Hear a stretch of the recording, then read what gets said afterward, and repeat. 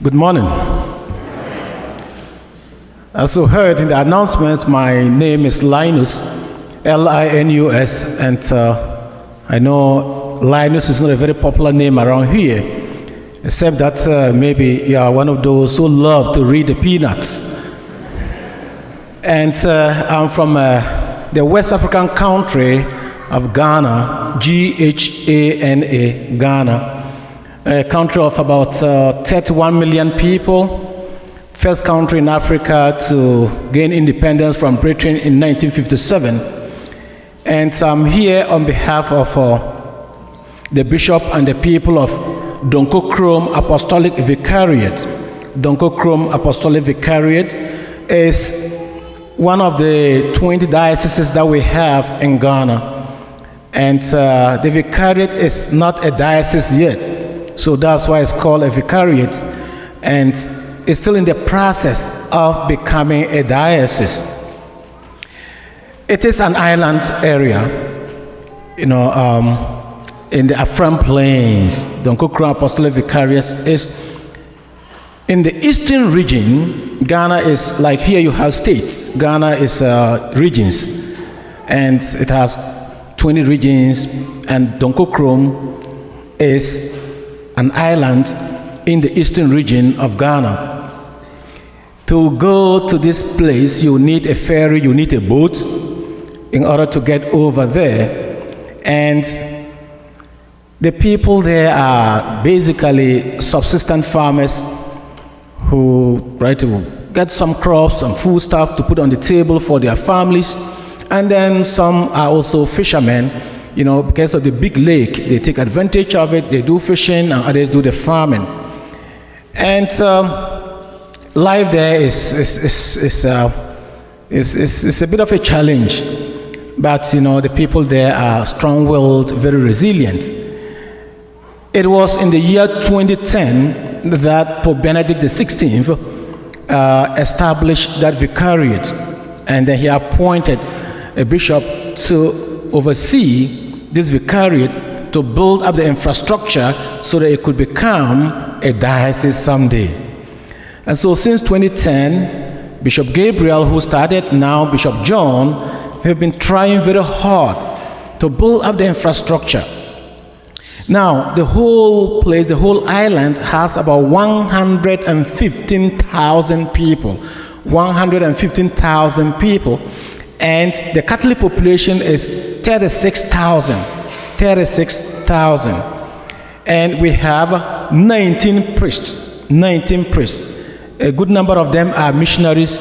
Others are fidodonum. They come, they help, and they go back. Then we have 21 religious nuns. Sisters from India, Indonesia, Canada, from the US, who are all part of the missionary effort in this island. Now, what do? We are engaged in evangelization. It's one place that has not been churched. It has not been evangelized. So, which means what we do there is primary, basic evangelization. Taking the good news to the people, trying to build up their faith, build up communities. Then we have about 100 of those communities, small villages scattered all over the island. Now, we are also involved in education. Of course, the future of the little ones there, lies in education. So we try to provide great schools, and in fact, at this point, we also have one high school there. But we provide this education by building structures here and there for the little ones to be able to attain formal education. And the other thing too that we do in the vicariate is primary health care. Africa, that there are people who die from all kinds of preventable diseases, malaria and others. So we have a few clinics, medical centers, mostly run by the sisters, the nuns, that take care of some of these health needs of the people in the villages, in the communities. My dear friends, I got to say this. Since this Vicariate was established in 2010.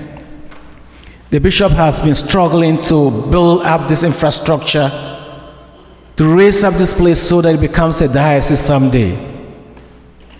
In 2015, we made an appeal to the Archdiocese of Philadelphia, and Philadelphia responded very positively. The same thing happened in 2016, 2017, 2018, and even 2019, before the COVID. This Archdiocese has been incredibly generous to the Vicariate. This Archdiocese has given us so much to build up the infrastructure. And I'm sure, had it not been for the COVID, with the support that we were getting from here, by now, who knows, the Vicariate could have probably become a diocese. But the COVID came, and everything was put on hold. Thankfully, this year, the Archdiocese of Philadelphia invited my bishop to come again and do the mission appeal so we can continue the relationship and we can continue to do the mission in the Vicariate. And that is why I'm here. Of course, much as we have achieved a number of projects, there are still a lot to be done. The cathedral is not completed yet, and some of the structures that we started are not completed. And that is why this weekend, my dear friends, I am here to once again appeal to your good hearts that if you can come to our aid one more time, so that will help us with our evangelization efforts, that will help us with our educational projects, the health needs of the people. And also, we train a lot of lay people, lay leaders, who are empowered and they are sent out there and they become our collaborators, they become our pastoral agents, they work with us. And thankfully, too, we have a number of young men who are in the seminary who are training to become priests to come and serve in this vicariate. But you know, we just don't have the resources to take care of all these needs and people. And that is why, my dear friends, the bishop has asked me to come back here and then speak to your hearts. And so I want to thank the Archdiocese for being such a great partner in the mission with us in Ghana. I want to thank the mission office, and I want to thank Monsignor. Now, since I've been here, Monsignor has been such an incredible host. In fact, arranging for me to come here, I mean, it was one of the best experiences that I had with him. And so I'm very thankful to Monsignor, and I'm thankful to all of you for everything and anything that you do for the mission. I understand there are envelopes out there. As you leave, you can pick it up, put in something, or next week you can bring it back to the parish. And even though you are here, you are part of the mission efforts in Donkokrom in Ghana. I want to thank you so very much. I know times are tough, times are rough, but I know the good Lord is in charge, He's in control. In God we trust. Therefore, my dear friends, as the Lord tells us in the gospel today, let not your hearts be troubled.